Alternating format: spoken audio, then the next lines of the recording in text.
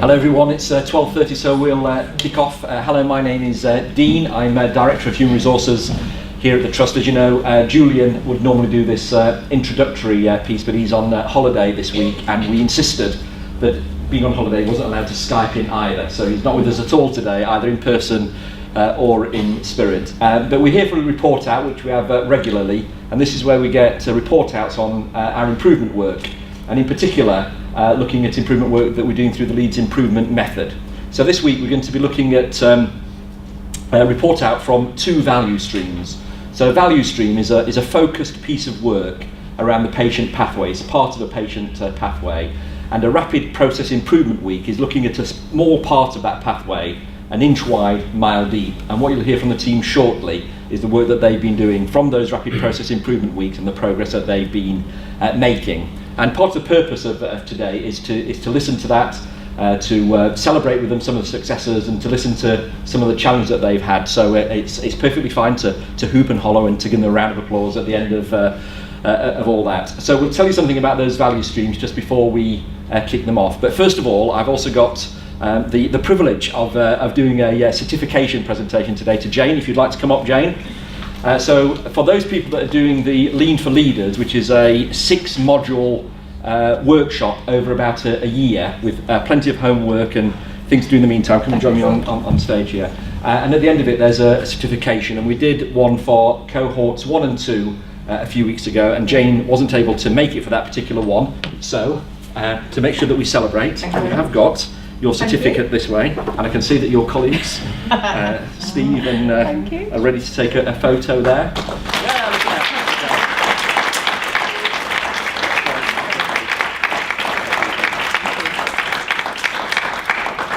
I know that you've got to dash at some point, so you'll get a look at that straight. Take the money and run, sort of go. But thank you for coming.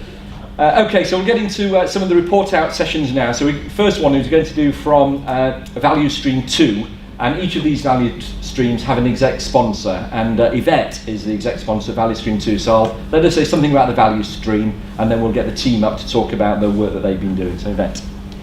Okay, so hello everybody. Value stream 2, when we were picking what should be one of our improvement objectives, we were looking at how could we discharge patients. You know how many problems we have getting patients out of hospital.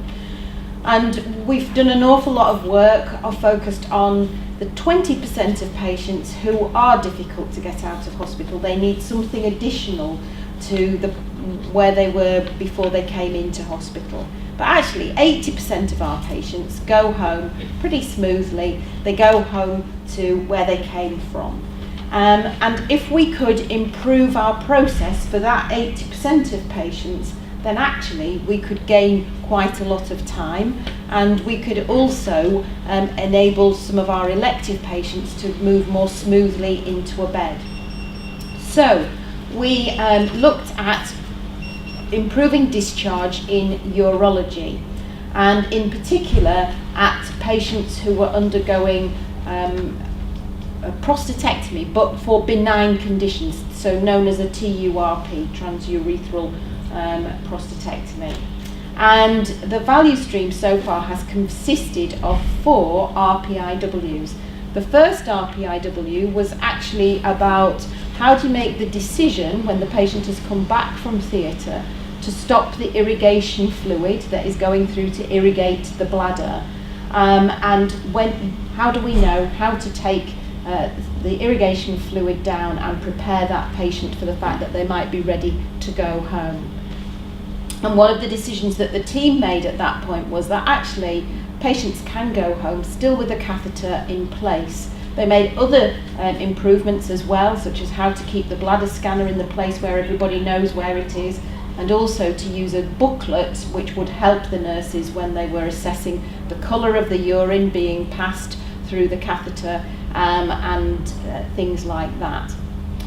That team also discovered that actually their patients weren't fully prepared for going home early, because we had told the patients in pre-assessment that they might be in hospital for 3 days or more.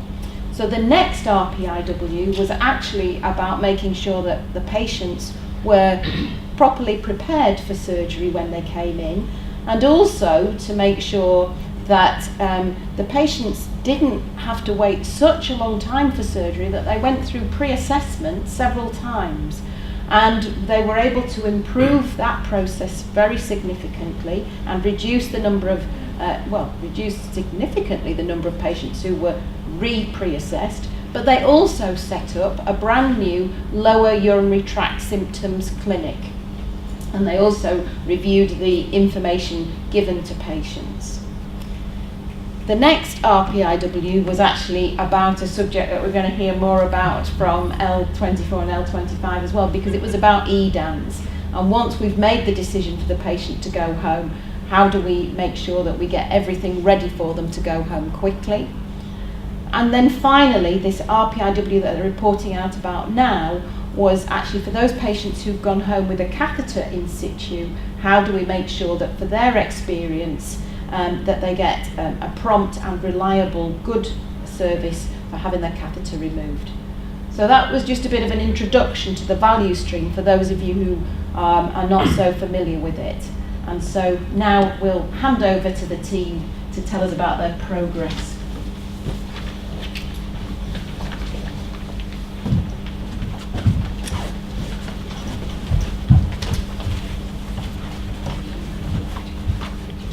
Afternoon, my name is David Golding, Business Manager for Urology. Just waiting for the slide. What was it on there? Key one, just under there.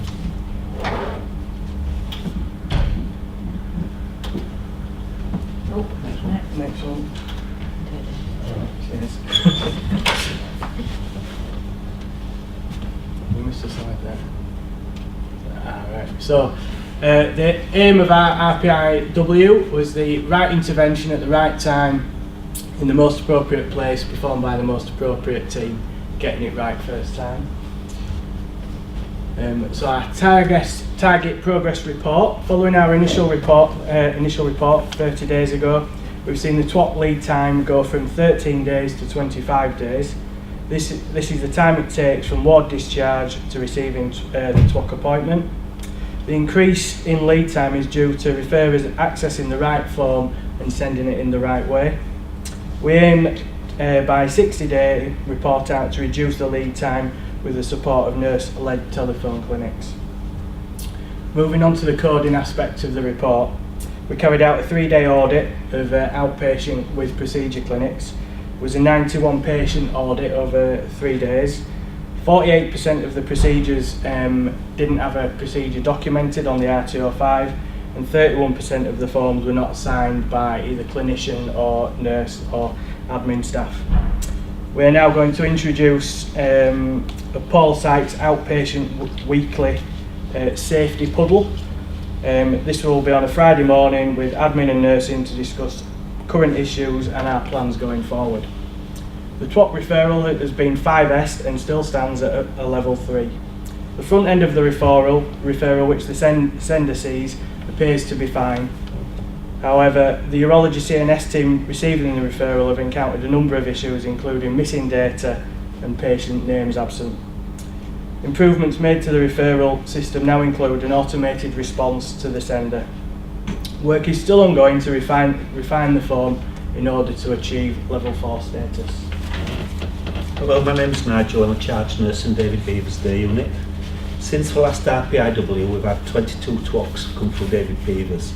There's now a new system in progress for booking patients, and all admin staff know the process thanks to an excellent how-to guide being devised by our receptionist Laura. It's now displayed throughout the unit. The ward diary is also improved. Instructions are highlighted on the front of the diary of how to refer patients, and also there's also a limit of how many patients we can do per day, which is 3 patients. Patients are then added from the diary to the TWOC admission list via PAS. We also take inpatient patients for TWOC, and we've had a 90% success rate of notes coming with the patients. Prior to that, we didn't always get the notes. The inpatient patients was also another process for booking patients. The patient journey is therefore improved, as now when patients tell David Beavers, the administrative staff are aware who is coming. During admission, we now use a TWOC clinic form documenting full details of the procedure, for example if he was bladder scanned, catheter size, etc. The patient outcome form R305 forms now completed on completion of the TWOC. The admin staff do inform us if we haven't completed it properly, so we do get it signed and everything's processed efficiently. GPs are informed of the outcome of the TWOC also by Paul Sykes. Hello, my name's Emma Wright, clinical educator with the discharge team and team member of RPIW4. So as David touched on, we needed to reduce the amount of follow-up patients that were booked into clinic space, which was crucially needed for TWOC patients. And we've created a telephone clinic. The creation period has now been completed, and patients are currently being listed, and the rollout date for the telephone clinic is planned for the 3rd of August. In terms of education and training on the urology, the new urology internet page and the flow chart, so it's clear who needs referring to which service. We did target the high usage areas first, with use of posters, actual talking to ward staff and demonstrating the process to the ward staff on the wards. Getting the message across to a wider audience, we've done trust comms, social media, we attended matrons and social and sisters meetings, and it's been added to the Trust Discharge training PowerPoint. We've also got future dates planned for Patient Care and Safety Day and Acute Med Patient Care and Safety Day. The awareness and usage of the TWOC booklet, so the patient information booklet, has also increased, and that's resulted in patients being more aware of our process and actually what to expect when they come to their TWOC visit. Work is ongoing to educate and train the urology team with regards to the new coding processes, and luckily the team are fully engaged and putting forward new ideas on how to continually improve our service. Hello, my name is Crystal, team member of this RPIW. The barriers of this process is that the old referral process had a sudden end as the system broke, so referrals may have been missed. Communication around clinic times versus expectations has also been a barrier. Getting everybody on board with the changes covering both nursing and medical staff has also been an issue. In terms of key learning points, it would have been useful if it was possible to fade out one system before going live with another. Keeping weekly contact with the away team has also ensured that the momentum has been maintained. Engagement of staff, both clinical and admin, has helped to reaffirm the process. With almost 100 referrals in the past 30 days, we have reason to believe that patients may have been missed in the past, and the new process is more likely to capture all patients, highlighting the true picture of service requirements. Thank you.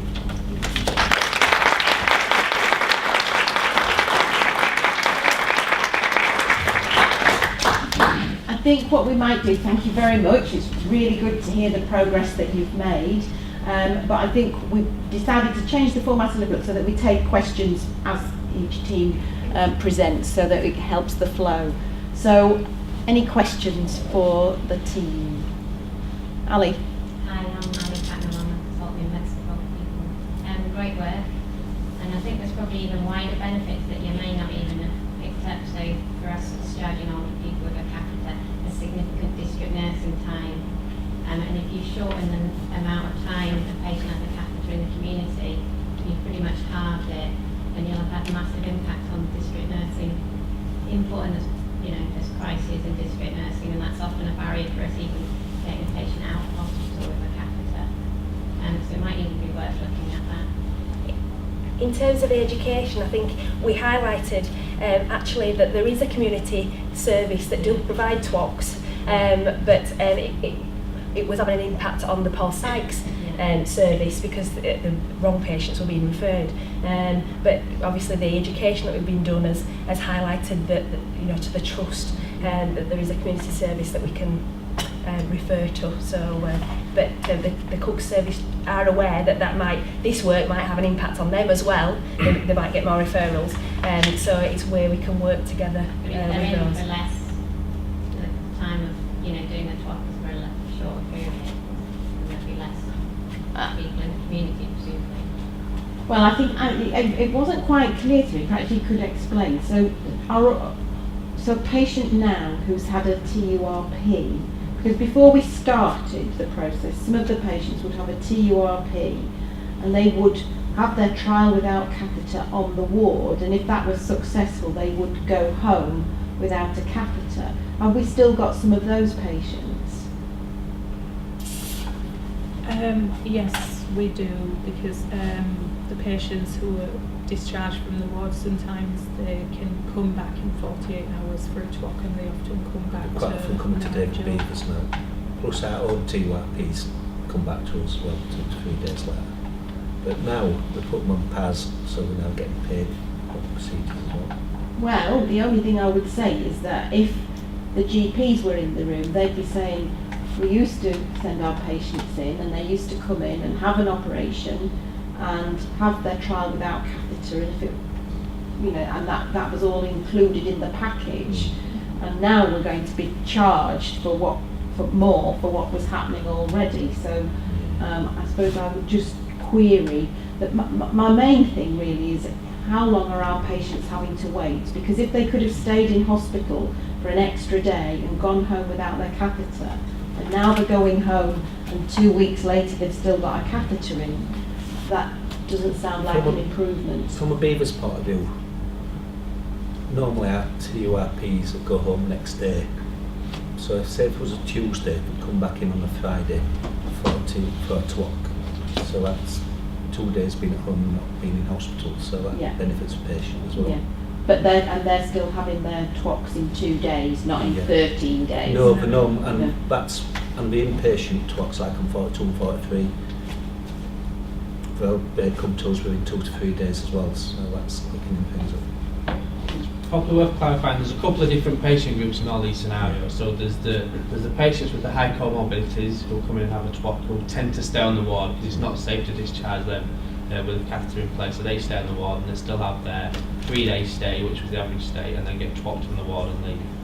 There's the healthier patients who come in and have a TWAC with the rapid discharge process and hopefully get discharged within 6 to 23 hours, who usually stayed in about 3 nights on average, so they go home, so they don't spend the 3 nights in hospital, which costs us quite a little bit of money.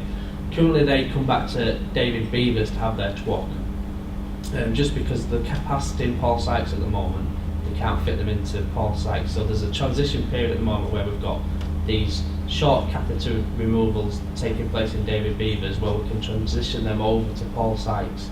So the telephone clinic coming into play is where we create that capacity in Paul Sykes to be able to put these rapid TWAC removals into Paul Sykes.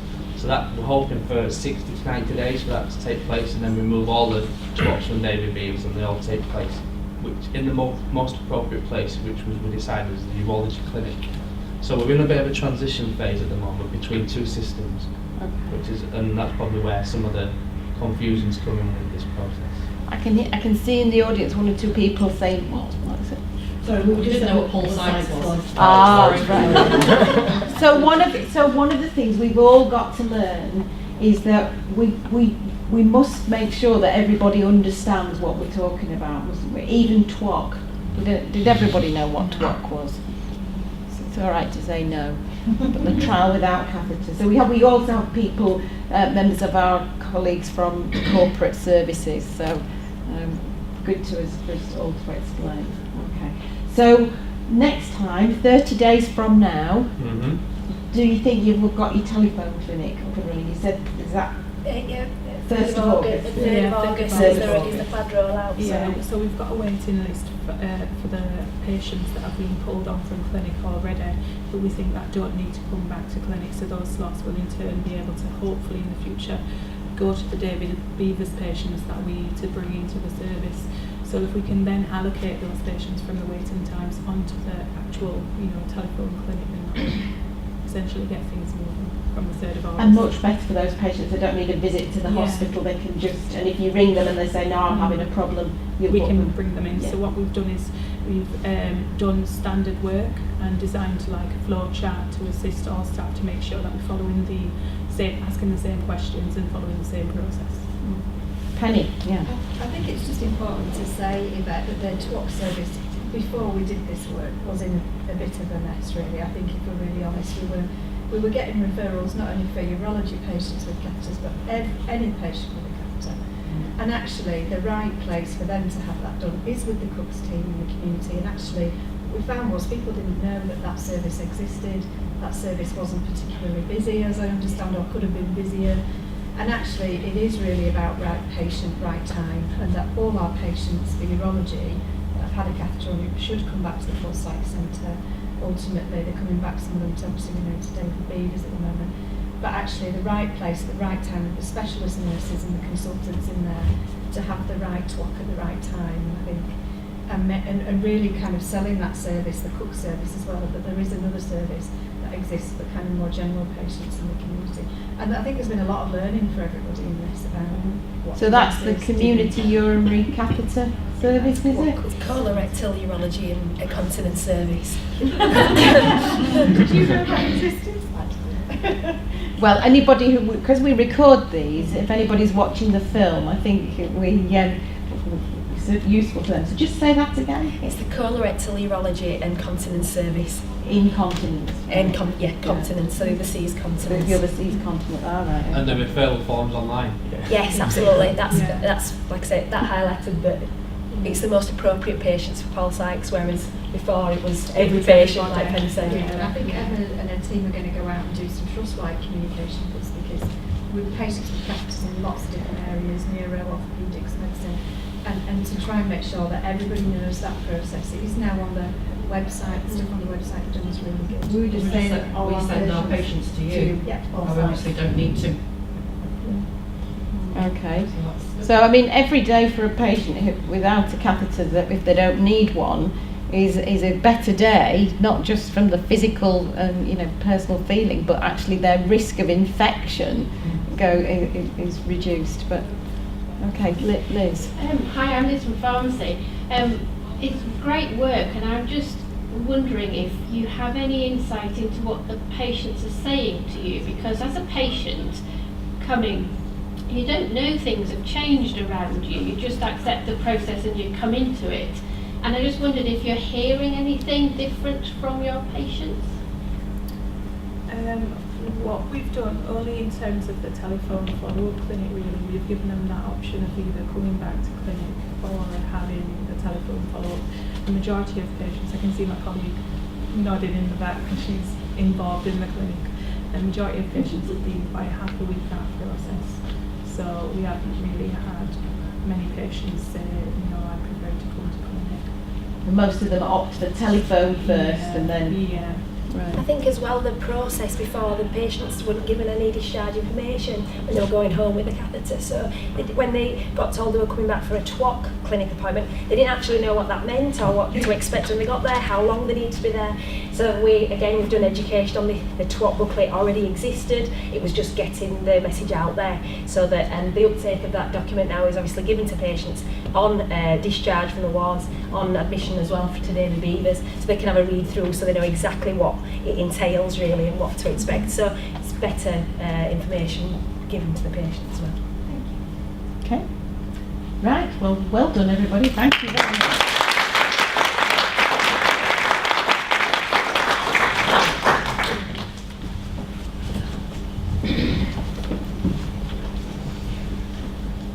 Thank you very much. And it's also useful, isn't it, whenever we see people here, to recognise that they're doing this as they're doing their day job and changing the way that they work. So I often see Nigel on a Friday about 4 o'clock when we do the bed meeting for the weekend to look at the flow that's coming over the weekend. So good to see the work that he's involved in improvement during the day that he's working as well. So that was Value Stream 2, and that was Rapid Process Improvement Week 4 for them, looking at those patient. So as Yvette was saying at the beginning, in terms of how we pulled all this together, we do quite a bit of work in the hospital looking at those delayed transfers of care for people that we've got within the hospital because they've got complicated social care packages or they need other support to go home. And Value Stream 2 has been looking at those more simple to discharge patients, but see if we can improve that process. So when it came to Value Stream 3, which we're going to be hearing from next, we wanted to have a look at what of our in-hospital processes, so the transfer of patients around within the hospital from one service to another. So Value Stream 3 is about the flow of patients from critical care onto neurosurgery to help us have a look at that process that we've got. And when we said about doing this, what we wanted to see was really a smoother transfer of those patients when they're ready to be discharged from critical care. So over a period of time, what we hope that will happen is that the number of patients transferred will step down within 4 hours will increase, and those that take longer than that would decrease. We also want to see the number of patients that are discharged out of hours moved to a ward out of hours reduce as well. But also we're conscious that that could create some sort of counterintuitive measures. So what we don't want to do that is too quickly for people. So we're also going to be looking at readmission rates because we don't want readmission rates to go. So we've got a range of measures on the value stream that we're looking at to see if we can shift the dial on those. So when it came to within that value stream, the particular bit that we're looking at, what we wanted to see was how we could get people more quickly off the base wards in neurosurgery. So when looking at that, we had an event with staff and people wanted to have a look at the EDAM, the electronic discharge process of patients. So our first rapid process improvement week has been looking at this process of EDAMs, and you'll see on there that we've got some measures and progress that we're making. And then we report out at the end of that first week, when we look at that work, we report out at 30 days, and this is now the 60-day report out, so we can see are any of those changes becoming embedded in the process. So that's what we're looking at. We'll watch out for acronyms coming there. For those of you that thought that a TWOC was taken without consent, you'll have been surprised. David, clearly, you'll have been surprised that it was trial without catheter. So if I invite the team to come up, to hobble up. Someone from Virginia Mason came across a couple of weeks ago, and this was a team where someone had fallen off the bike and got a shoulder injury, someone had a knee injection, and someone on crutches. But they were all there for the work. So welcome, and let's hear the work that you've been doing. There's a compensation playing there. Okay, thank you. Right, sorry. So, good afternoon. Welcome to today's 60-day report out. My name is Kirsten Leach, and I'm the Senior Sister on Ward 24 at the LGI, which is Female Neurosurgery, and I'm a process owner. So as you said, our project is to look at reducing the time a patient waits from hearing that they are ready for discharge to actually receiving their medication. And this is to free up beds earlier to improve the flow of patients from our level 3 and 2 beds down to the ward. So my name's Karen Bowes. I'm the Senior Sister on L25 at St James, at the LGI. I'm also a process owner. This is our target report for our progress up to 60 days. It's not at all. You're catching it.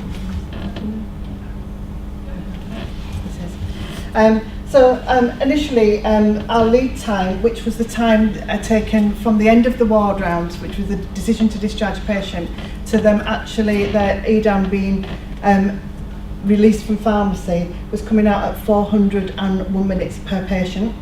At the end of our rapid improvement week, we were down to it was down to 125, but that was over for one patient. At our 30-day shout out, we split it down into patients that had been pre-populated, so EDANs, which was another part of our process, where the EDAN's been started beforehand, where in critical care they're starting to fill the information in, where the CNSs, the specialist nurses for the head injuries and the vascular team are starting to pre-populate. They've started filling in the EDANs beforehand, and the ones that weren't pre-populated. we had a minute time of 316 minutes for the ones that weren't pre-populated per patient, but we were down to 88 minutes per patient for the ones that were pre-populated. This time, we've had none of the EDANs that we looked at last week had not been pre-populated. So they'd all been pre-populated, and we were at a lead time of 128 minutes, which makes us 96% of our target, which is cut down from 401 minutes to 128, although I acknowledge that's over 9 patients over a 2-day period within the unit. One of the other areas we were looking at was the quality defects, so that initially when we first started it, none of the EDANs were pre-populated, none of them had any information in, so the doctors were coming at them cold.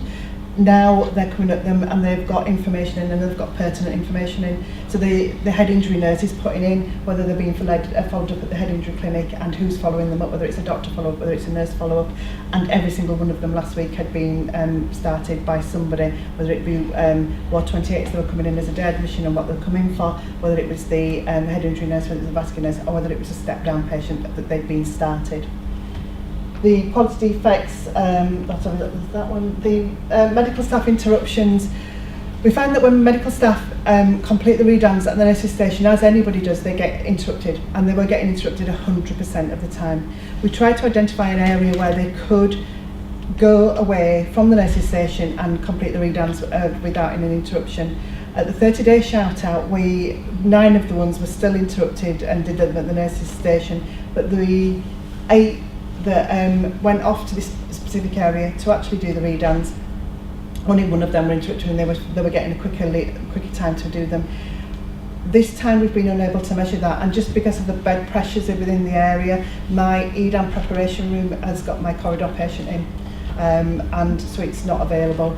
But they were, so the doctors that we were looking at that point, they're still being interrupted because they're not able to come away from the nurses station. And the set of production time, which was the time from the doctor actually starting the EDAN to being released from pharmacy, initially was set at 28 minutes. Our target time was to get down to 9 minutes. This time, again, we couldn't. We've measured. The last 9 of the last week that we measured, we've got a target reduction time of setup time. Sorry, of 10 minutes. So from 1 minute off. We're nearly there. We're nearly there. This is just an example of our newspaper. It's several. Is it me? Sorry. Yeah. Can't do anything else.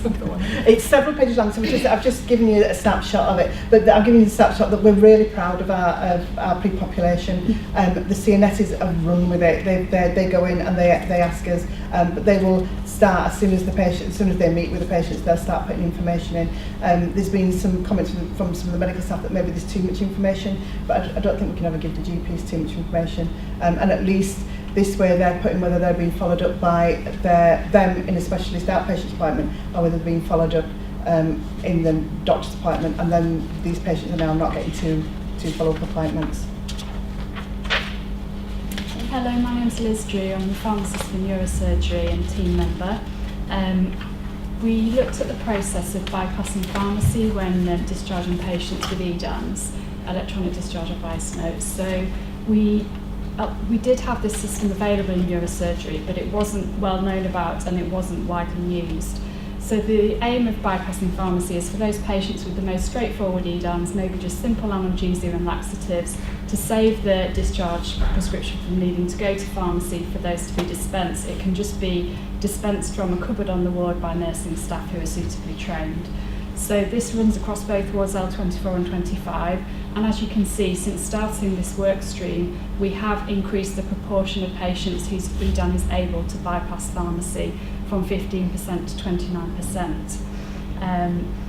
This enables the discharge process to be streamlined for the doctors because then they don't have to put all the regular meds on the discharge advice note, only the ones that need supplying, so paracetamol for example. Easier for nursing staff. Pharmacy is bypassed during this process where appropriate, where it's the simplest patients, and obviously benefits for the patients as well. We have obviously trained the doctors involved in this as we've gone along within the project, but with a new set of doctors starting with us in August, training on this will be included as part of their induction to our area, so we can catch them right from the beginning. And by not supplying regular medicines for patients, we've got both time and cost-saving benefits. I have had feedback from pharmacy colleagues who cover the discharge processes on an afternoon that they're seeing many fewer discharges from neurosurgery in an afternoon, which is beneficial from a turnaround time point of view, as well as workload, and enabling the most appropriate, relevant pharmacist who knows the patient to process their discharge in the morning perhaps. We also, to enable the bypass pharmacy function to operate, have a pre-packed medication cupboard on the ward that the nurses can access. And our pharmacy technician, Sarah O'Neill, has done a lot of work in making this cupboard more effective and easier to use for nursing staff. We've improved our standards even slightly higher since 30 days by sharing our learning, collaborative working with our colleagues in the urology work stream who've also looked at this aspect of discharging. And as we continue along the work stream, we continue to review the contents of the cupboard to make sure, actually, is there anything else we could put in there that would be useful to have nurses using? Have we got the right amount of stock in there? Because the more we use it, the more stock we're getting through. So just simple measures like that we continue to assess in order to meet the demands of the new process and optimally use the function that's available. Yeah, we just on that note, we originally took out all the antibiotics out of the cupboard because we looked across 25 and 24 and it not being used from previously when we'd been using the pre-pack cupboard. But we found out that patients are needing that, so we actually put that back in over the last week. I think it was, so we can continue to amend things. These are just a few pictures. So our pre-pack cupboard has now been moved into our robot. We've got an instruction of how to. The picture of the nurse's station is a part of this that we haven't discussed today. Was absolutely no drug charts are to leave the end of a patient's bed. So our previous picture at 30 days that was covered with drug charts, now they do not move, they stay at the end of the bed so you can find them when you need them.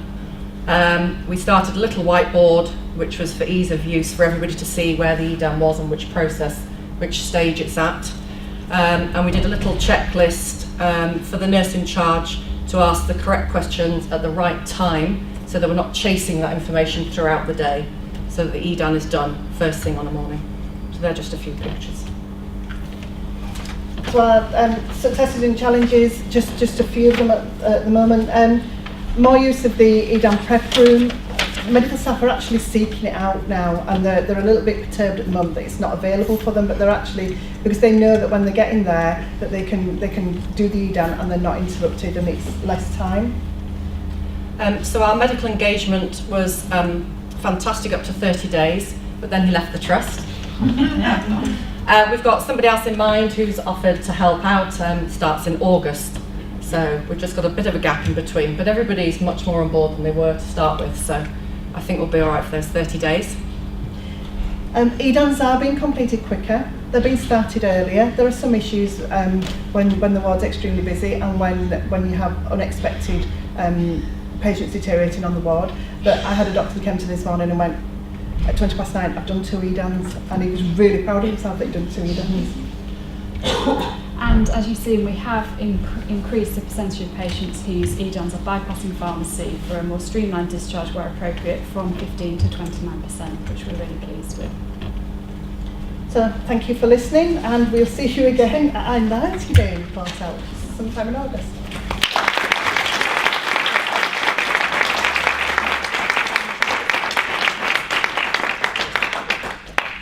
Stay with us. Thank you all for that. Some great stats after 60 days. What we're trying to do is demonstrate that this just becomes part of normal practice, and that's why we do them at 30, 60, and then 90 days, and keep on going really until that they become embedded. But is there anyone got any questions for the team? Just ask about your step downs. Has that doing EDANs earlier? Has that enabled patients to step up quicker, better? Yeah. So. Before we started this process, I think it'd be fair to say that most of our step downs happened after 5 o'clock, midnight, that kind of time. And bearing in mind the level of, some of our patients have tracheostomies and things like that, sort of safe time to be doing it. So our EDANs now have been getting done at 9, 10 o'clock in the morning, not 4, 5 o'clock. So those patients are leaving, the bed's turned around much quicker, that step down is definitely improving. It's not where we want it to be yet. No. But it is improving. I had a patient on Tuesday who said, I can go home, I'm just waiting for me me letter for the doctor, and I've been told it's going to be in the middle of the afternoon. Everybody's told me at home, and I'm like, no, actually, you'll be ready by 11. And he was. Helen? I think you've done great. Well done. Congratulations. It's really hard, isn't it? So I was just thinking about some of the structural things that we have in place at St James's that I don't think are in place at Jimmy's at LGI. And just wondering about those. So we have a discharge lounge here, and lots of places have e-meds rolled out. So I just didn't know whether the timescales for e-meds in your CSU and a discharge lounge, obviously that's a bigger decision than you guys at the LGI, but I think the discharge lounge was discussed and decided that we weren't going to do it because it's just putting a patient somewhere else to wait. Rather than making the patient wait, we wanted to tackle it and get them out straight away. Sure. So I think that's right, Sarah, that we weren't at that point. From a process perspective, we didn't feel that having that extra step would be helpful. I know when the CSU got together for the LGI sign-up meeting, we have discussed the potential of a discharge lounge. So it's not completely ruled out, it's just where it could be. And I just think for a lot of the patients from neurosurgery that are spinal operations, if they've had lumbar surgery, they can't go sit in a chair waiting. They've got to have the option to lay down. So it's standing and walking or laying down. They can sit for a short period, but sitting for a prolonged period is something they can't do. So there's some of those that have got some issues. And I think we're due for rollout for is it beginning of next year? Towards the end of this year. It's moving slightly, but I think end you'll of the just year. take all that good practice and drop it into an electronic. Well, it should make it even quicker because Yeah. it's so we're hoping that it'll get better by the end So of the what are year. you using at the moment?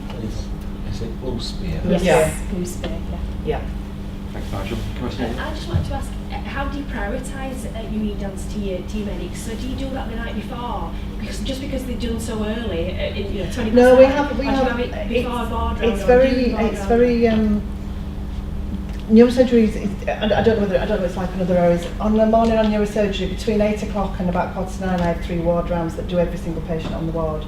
And by the end of that, I will, between that and 9:30ish, I will know the patients from that day that have been discharged. And then as I'm going round with the doctors in the checklist, I'll just say, Fudge, I need an EDAN, Fudge, I need another EDAN, and that's there. But he marks that down as well. But then we put it on. Sorry. We are trying to start it so that we can preempt, our simple lumbar spines. A couple of days, we need to preempt that. We need to get it done the day before. We're not quite there, but we are in the process of. Having said that, out of those figures, 2 of them were a 0 day because they were already prescribed the day before. But that depends on how many medics you've got and how busy the ward is, and that's not something that's always easy to figure out. Can I just check with I guess sort of informal feedback? So 24 is the female ward, and 25 is the male ward. And we talked about 24 and 25. Do you think it's equally embedded, or is any area doing differently to others? Is there anything at play there? No, I think it's equally embedded. I think maybe the checklist is slightly more embedded in 25 than it is in 24, but I think the board is slightly more. So I think across the way, but we're next door to each other, and the staff are very interchangeable and they work very well together. So. I just wanted to check with Liz as well. I don't know, do you have to be called Liz to work in pharmacy, Liz? Is that so? You can't go to a meeting about pharmacy without someone called Liz being with you. But I mean, that was really impressive stuff, wasn't it? From 50 to 29% in terms of that bypassing. I mean, is your sense that outside of this area there's a significant gain for us to be made there as well with the bypassing of pharmacy? Well, the bypassing pharmacy function operates in a number of other areas already. For example, ENT and urology and some areas of surgery already use it. It tends to only work well for those patients whose discharge prescriptions are quite simple. Yeah. So I think in a lot of medical areas it might be quite difficult. But certainly we've collaborated with the urology work stream to share our learning, and because of people who work in that group work wider across surgery here at St James's, that's something we'll certainly look at to see if we think it could be of benefit. We need to be mindful of the fact that if we are not putting a patient's regular medicines on their discharge prescription, there could be some consequences of that in terms of clarity of information for the GP. So we can't just run with it and apply it to everybody, but certainly for some patients it's very useful. Great. Any other questions? Can I just ask if the consultants are contributing to pre-populating the EDAN at all? So, you would have to ask that. The urologists are. So we discussed it, and they use a different system to write their op notes, and that system doesn't link yet to the blue spear that we're using. So they are happy to do it, they're just not going to do it twice. No, and I So think if when those you go linked- to EMEDS and the Yes. system's linked Yeah. to PPM, that will be... Yeah. But the information is there, it could link easy, but that's an IT issue, and that's like what we call a parking lot, something that's too big for our 90 days. But we did come up with, so they are on board. Thanks very much. We've got, so that was the 6-day report out, as you said, we'll be back on the 90-day report out. We have a meeting as a sponsor team, actually after this meeting today, and we'll be looking at our next rapid process improvement week for this value stream. And I think that's likely to be in October, and is likely to be looking at patients with a tracheotomy and about how we transfer those patients as the next part of looking at that pathway. So we'll be following through with those inch-wide, mile deeps all along the part of that process. But shall we just thank you again for doing your work?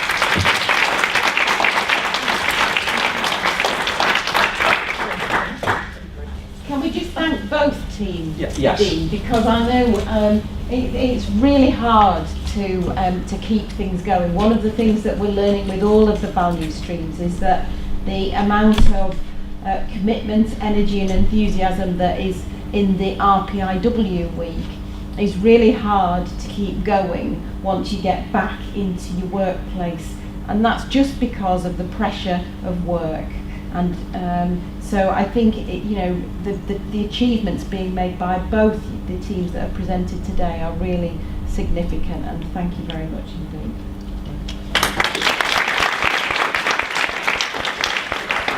Thank you very much for attending. Watch out for the next ones of these coming up. If you've enjoyed it, come back again and let your friends and colleagues know. If you've got ideas of stuff that you want to report back on here, then let someone like Chris or Jimmy or Sophie know, and we can include the report out in these events as well. But thank you very much.